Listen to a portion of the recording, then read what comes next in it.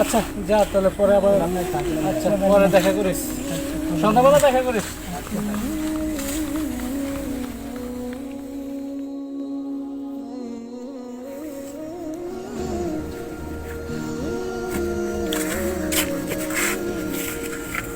হায় দুনিয়া মানুষটা একের পর এক জায়গায় আর কেউ ফিরে আসে না না আজ থেকে ভালো হয়ে যাম আর খারাপ কাজ করা যাইবে না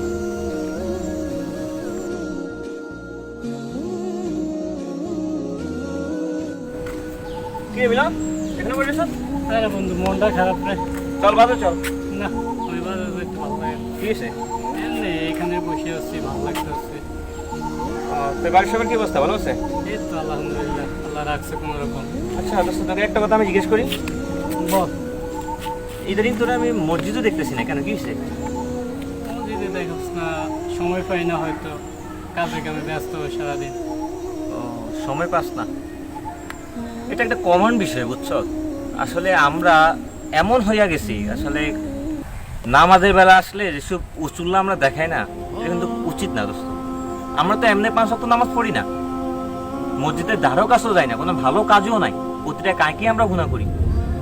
তারপরও দেখ উনি আমাদের দিন কিন্তু নিতে আছে অনেক সুন্দরভাবে। আসলে আমরা কিন্তু করে কিন্তু একবার ভাবি না। তুই দেখ আমরা নগদে বিশ্বাসী, বাকিতে না। কেন বল? এখন যদি কোনো লোক একজন দুজন 80 জন তোকে বলতো মিলন আজকে তুই মসজিদে যাইস, আজকে মসজিদে 500 টাকা দিব, পুরা এলাকায় এক পোলা পাইন হইতে মুরব্বিরও বা থাকতো না, মসজিদে চলে যেত। কেন? টাকার আশায়। এখন আমরা হয়ে গেছি মনে কর দুনিয়ার পাগল।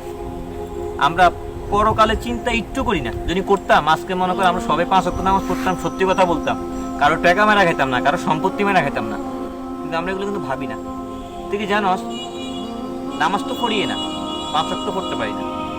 যে শুক্রবার আজকে চলতেছে, দিনটা চলে গেছে, যে মানুষ জুমার নামাজটা মিস করে, এটা একটা গরিব মানুষের জন্য একটা হজের দিন। আমরা কি সেটা করি না? আসলে সবাই কাজ কাম নিয়ে ব্যস্ত, আমিও ব্যস্ত। আমি তো আজকে নামাজ পড়ি নাই, সেই কথাই ভাবতেছি বসে বসে। ভাবলে চলবো না, এটা পড়তে হবে দোস্ত। আসলে সকল কিছু মিস দিলে সেটা মনে কর সারা যায়, কিন্তু নামাজ তো মিস দেওয়া যায় না। আসলে নামাজ জিনিসটা এমন একটা নামাজ মানুষের খারাপ, সেটা হয়তো তুই জানোস। তা ঠিক, কিন্তু নামাজ আসলে মানুষের বরকত ইয়া রাখে আর কি, সব কিছুতে বরকত বাড়ায়।